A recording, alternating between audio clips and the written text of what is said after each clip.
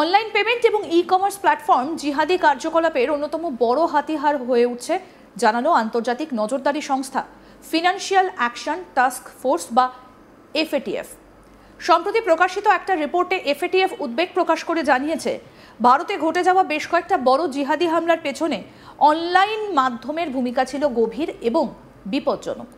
বিশেষ করে 2019 সালের পুলওয়ামা হামলা প্রসঙ্গে এফএটিএফ জানায়, সেই হামলায় ব্যবহৃত একটা গুরুত্বপূর্ণ উপাদান যেমন অ্যালুমিনিয়াম পাউডার অ্যামাজনের মতো একটা ই-কমার্স প্ল্যাটফর্ম থেকে কেনা হয়েছিল। এই বিস্ফোরক ব্যবহৃত হয়েছিল ইম্প্রোভাইজড এক্সপ্লোসিভ ডিভাইসে, যার ফলশ্রুতিতে প্রাণ হারান 40 জন সিআরপিএফ জওয়ান। হামলার পেছনে পাকিস্তান ভিত্তিক জিহাদি সংগঠন জৈশ-ই মোহাম্মদের হাত ছিল বলে তদন্তে উঠে এসেছে। এফএটিএফ আরও জানিয়েছে, হামলার প্রস্তুতির ক্ষেত্রে অনলাইন মাধ্যমে সহজেই মজুতকৃত রসদ কেনা এবং অর্থ স্থানান্তর এক বড় ফ্যাক্টর হয়ে উঠছে। ঘটনায় জড়িত 7 জন বিদেশি সহ মোট 19 জনের বিরুদ্ধে ইতিমধ্যে বেআইনি কার্যকলাপ আইন বা ইউএপি এর অধীনে মামলা রুজু হয়েছে। একই সঙ্গে এফএটিএফ রিপোর্টে 2022 সালের গোরক্ষনাথ মন্দিরে আইসিস অনুপ্রাণিত এক হামলাকারীর কথা উল্লেখ করা হয়েছে। সেখানে অভিযুক্ত ব্যক্তি পেপ্যালের মাধ্যমে বিদেশে প্রায় 6.5 লক্ষ টাকা পাঠিয়েছিলেন বিভিন্ন ভিপিএন ব্যবহার করে, নিজের অবস্থান গোপন করেন এবং 44টি আন্তর্জাতিক লেনদেন করে। এই ধরনের কার্যকলাপ থেকে বোঝা যায় কিভাবে অনলাইন পেমেন্ট চ্যানেলগুলো সন্ত্রাসে ব্যবহৃত হচ্ছে। এফএটিএফ এর মতে, peer to peer payment system, VPN এবং ছদ্মনামে খোলা অ্যাকাউন্টগুলো সরকারের নজরদারি এড়িয়ে যেতে সাহায্য করছে। এই কারণে জঙ্গিরা সহজে তহবিল জোগাড়, অস্ত্র বা বিস্ফোরক কেনা এবং হামলার পরিকল্পনা করছে। এফএটিএফ আশঙ্কা প্রকাশ করেছে যে কিছু দেশ এখনও সরাসরি বা পরোক্ষভাবে জিহাদি সংগঠনগুলিকে সাহায্য করছে। যদিও সরাসরি কোনো দেশের নাম তারা উল্লেখ করেনি, তবে বিভিন্ন দেশের প্রতিনিধিদের দেওয়া প্রমাণ এবং তথ্য থেকে রাষ্ট্র পৃষ্ঠপোষিত সন্ত্রাসবাদের আশঙ্কা প্রবল বলে মনে করা হচ্ছে।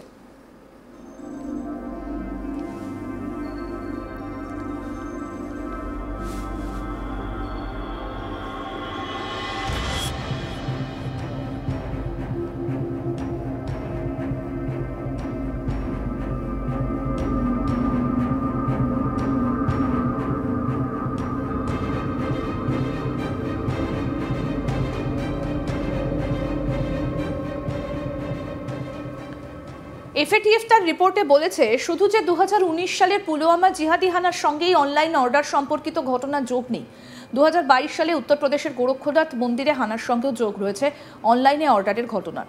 রিপোর্ট বলছে 2022 সালের ওই জিহাদি হানার ঘটনাকে ঘিরে টাকা সরবরাহ করা হয়েছিল অনলাইন পেমেন্ট করে। সেই টাকা গিয়েছিল ইসলামিক স্টেটের মতো জিহাদি সংগঠনের কাছে। এফএটিএফ বলছে, এই সমস্ত ঘটনা বলে দিচ্ছে যে কিভাবে জিহাদি সংগঠনগুলির অনলাইন অর্ডারের নির্ভরতার ট্রেন্ড। রিপোর্টে পুলওয়ামা হামলা নিয়ে লেখা রয়েছে, তদন্তে দেখা গিয়েছে সীমান্ত পারে বিপুল পরিমাণ বিস্ফোরক পারাপার হয়েছিল আর তা ভারতে আসে। বিস্ফোরকের একটা মূল উপাদান অ্যালুমিনিয়াম পাউডার ইপিওএম অ্যামাজন থেকে এসেছিল। যে উপাদান এসেছিল তা বিস্ফোরণের প্রভাব বাড়াতে সাহায্য করেছিল।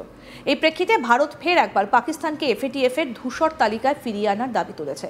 এফএটিএফ এর এই প্রতিবেদনের প্রেক্ষিতে দেশগুলিকে ই-কমার্স, ডিজিটাল পেমেন্ট এবং ভিপিএন প্ল্যাটফর্মগুলির ওপর আরও কঠোর নজরদারির পরামর্শ দেওয়া হয়েছে। সম্প্রতি এফএটিএফ জম্মু ও কাশ্মীরে পেহেলগামে 2025 সালের এপ্রিল মাসে সংগঠিত জিহাদি হামলারও তীব্র নিন্দা করেছে, যেখানে 26 জন প্রাণ হারান। এফএটিএফ জানিয়েছে, এই ধরনের হামলা অত্যাধুনিক প্রযুক্তি এবং বিপুল অর্থ সাহায্য ছাড়া সম্ভব নয়।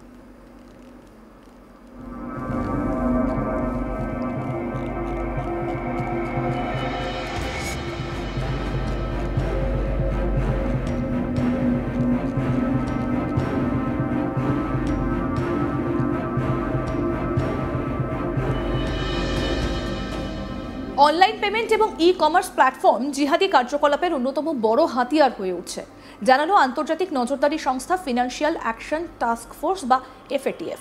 সম্প্রতি প্রকাশিত একটা রিপোর্টে এফএটিএফ উদ্বেগ প্রকাশ করে জানিয়েছে, ভারতে ঘটে যাওয়া বেশ কয়েকটা বড় জিহাদি হামলার পেছনে অনলাইন মাধ্যমের ভূমিকা ছিল গভীর ও বিপজ্জনক।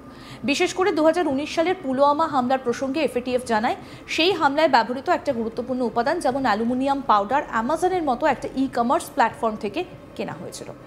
আরও আপডেট পেতে দেখতে থাকুন আজ তাক বাংলা। সাবস্ক্রাইব করুন, নোটিফিকেশন পেতে বেল বাটন অপশন প্রেস করুন, হোয়াটসঅ্যাপে ফলো করুন আজ তাক বাংলা।